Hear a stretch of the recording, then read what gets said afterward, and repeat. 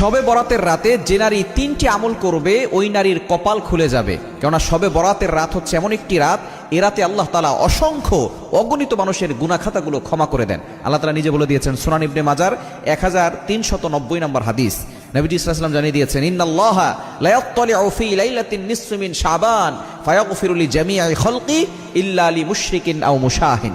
এ রাতে আল্লাহ তাআলা সন্ধ্যার পরে মাগরিবের নামাজের পরপরই আল্লাহ পাক রব্বুল আলামিন মানুষের দিকে দৃষ্টিপাত করেন, প্রথম আসমানে চলে আসেন এবং আল্লাহ পাক রব্বুল আলামিন সকলের দিকে দৃষ্টিপাত করে সকলকে সাধারণ ক্ষমার ঘোষণা করে দেন। তবে দুই শ্রেণীর মানুষকে আল্লাহ ক্ষমা করেন না।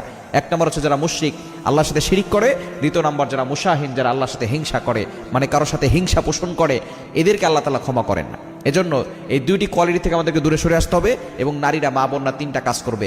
এক নম্বর হচ্ছে আপনি আপনার প্রয়োজনীয় নামাজগুলো পড়বেন। প্রয়োজনীয় যে জিনিসগুলো আছে, সলাতুল হাজত, আপনি 2 রাকাত নামাজ পড়তে পারেন। আপনি নফল নামাজ বেশি বেশি পড়বেন, পাশাপাশি 2 রাকাত সলাতুল হাজতের নামাজ পড়বেন, যে আল্লাহ আমার এটা প্রয়োজন, আল্লাহ আমার এইটা প্রয়োজন। কেননা আল্লাহ তাআলার কাছে চাইলে আল্লাহ তাআলা সব কিছু দেন। প্রতিদিন কিন্তু আল্লাহ তাআলা শেষ রাতের শেষ অংশে প্রথম আসমানে এসে বান্দাদেরকে ডাকতে থাকেন এবং এই রাতে, শবে বরাতের রাতে আল্লাহ তাআলা প্রথম আসমানে এসে সন্ধ্যার পর থেকেই ডাকতে থাকেন। আর আমরা অনেক সময় হালুয়া রুটি বানাতে বানাতে ব্যস্ত হয়ে পড়ি। মা বোনরাও এরাতে আমল করবেন, নফল নামাজ পড়বেন, 2 রাকাত সলাতুল হাজতের নামাজও পড়বেন, প্রয়োজনের নামাজ, এটা পড়ে আল্লাহর কাছে দোয়া করবেন, আল্লাহ তাআলা আপনার সকল প্রয়োজন পূরণ করে দিবেন। দ্বিতীয় নাম্বার হচ্ছে তাওবা, ইস্তেগফার করবেন। যত বেশি পারেন তাওবা করবেন, ইস্তেগফার করবেন। আল্লাহ তাআলা নিজে বলে দিয়েছেন 28 নম্বর পারার 20 নম্বর পৃষ্ঠার 2 নম্বর লাইন, সূরা তাহরিমের 8 নম্বর আয়াতে, ইয়া আইয়ুহাল্লাযীনা আমানু তুবু ইলাল্লাহি তাওবাতান নাসুহা। ওই হ্যাভ বিলিভার্স, ইমানদারগণ, তোমরা সঠিকভাবে তাওবা করো, তোমাদের সব গুণ আল্লাহ তাআলা ক্ষমা করে দিবেন। এজন্য সঠিকভাবে আল্লাহর কাছে তাওবা করতে হবে।